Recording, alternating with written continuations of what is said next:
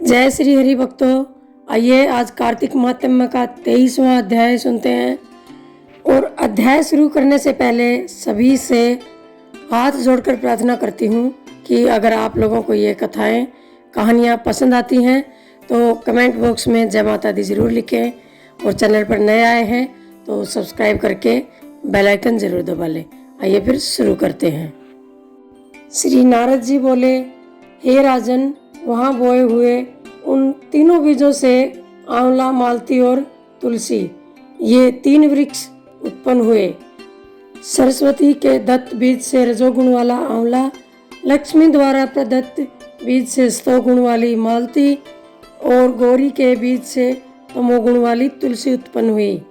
स्त्री रूप धारण किए हुए 3 वृक्षों को देखकर वृंदा के रूप में मोहित विष्णु भ्रम से उठ खड़े हुए। कुछ कामासक्त चित्त से विष्णु भगवान ने प्रेम से उनकी ओर देखा और तुलसी तथा धात्री ने भी अनुराग पूर्वक विष्णु भगवान को देखा। और जो बीज पूर्व ही में लक्ष्मी द्वारा ईर्ष्या से दिया गया था, इसी कारण उसमें ईर्ष्या करने वाली स्त्री मालती उत्पन्न हुई। लक्ष्मी के बीज से जयमान विष्णु से ईर्ष्या के कारण मालती बर्बरी इस नाम से प्रसिद्ध हुई। और धात्री तथा तुलसी विष्णु में अनुराग रखने से उनके प्रीति का कारण हुई। विष्णु भगवान उस दुख को भूलकर धात्री तथा तुलसी के साथ प्रसन्न होकर सब देवताओं से नमस्कृत होते हुए अपने बैकुंठ धाम को चले गए। इस कारण कार्तिक का उद्यापन में तुलसी की जड़ में विष्णु की पूजा की जाती है। तुलसी का मूल प्रदेश विष्णु को प्रसन्न करने वाला है। हे राजन, तुलसी का जंगल जिसके घर में वर्तमान है, वह घर तीर्थ स्वरूप है और उस घर में यम के दूत नहीं आते हैं। सब पापों का नाश करने वाला, अभिष्ट फल को देने वाला जो प्राणी तुलसी का वन लगाते हैं, वे यमराज को नहीं देखते हैं।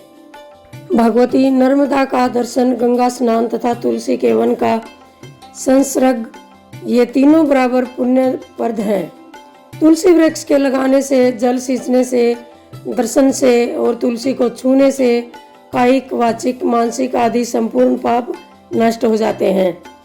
जो प्राणी तुलसी के दल से विष्णु भगवान और शिव जी का पूजन करते हैं, वे गर्भ में पुनः नहीं जाते, निसंदेह जीवन मुक्त हो जाते हैं।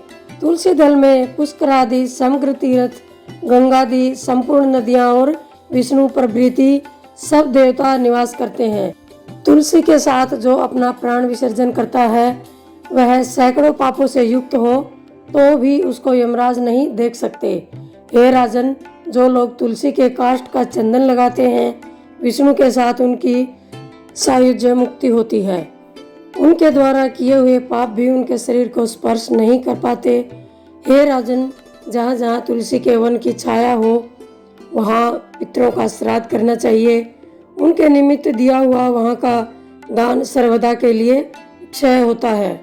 हे राजन, आंवले के वृक्षों की छाया में जो प्राणी पिंड दान करते हैं, उनके पितृ यदि नरक की यातना को भी भोगते हो तो वे मुक्त हो जाते हैं।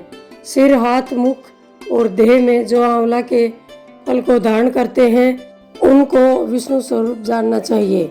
आंवले के फल, तुलसी की माला और द्वारका की मिट्टी जिसके शरीर पर हमेशा लगी रहती है, वह जीवन मुक्त है। आंवले और तुलसी दलों को जल में मिलाकर जो प्राणी स्नान करते हैं, उनको गंगा स्नान का फल प्राप्त होता है। जो मनुष्य आंवले के पत्ते और फलों से देवता का पूजन करते हैं, उनको स्वर्ण मणि और मोतियों के समूह द्वारा पूजन का फल प्राप्त होता है।